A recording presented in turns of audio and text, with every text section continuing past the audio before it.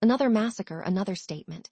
When does it end again? It has happened, this time in Jos, lives lost, families shattered, communities thrown into mourning. And just like before, the pattern begins, outrage spreads across the country, voices rise on social media, grief turns into anger, then comes the government response, condemnation, assurances, promises that the perpetrators will be brought to justice.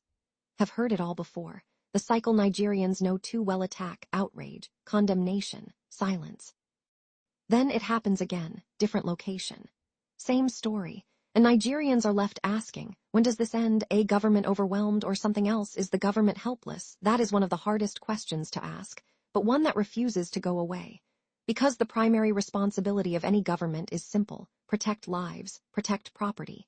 Yet time and again, communities are left exposed, killings happen, investigations fade, justice rarely comes. So what exactly is going on? Is it a failure of intelligence, a lack of political will, or a system that has become too weak or too compromised to respond effectively? How did we get here?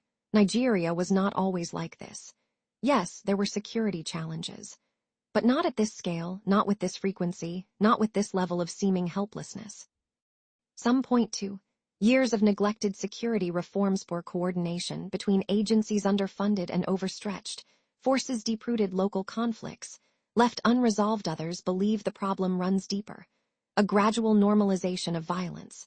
A system where consequences are rare. A country where lives increasingly feel unprotected. The political irony there is also an uncomfortable political memory Nigerians cannot ignore. Back in 2014, the APC, then in opposition, came down hard on the PDP government over insecurity. They were vocal, relentless, uncompromising. They promised change, they promised security, they promised competence. Today, years into APC leadership, many Nigerians feel the situation has not improved, and in some areas has worsened. Insecurity for many now feels like a cancer, spreading, persistent, difficult to contain. Can citizens do anything? This is where the conversation gets even more difficult. What role do citizens play when the system appears to fail? Should communities organize their own protection? Would that create more chaos, or is silence no longer an option? There are no easy answers, because a breakdown in trust between citizens and the state is dangerous. The real cost beyond the politics, beyond the statements, there are real people, children who will not return home, parents who will never recover. Communities that will never be the same. And each time it happens, a little more faith is lost.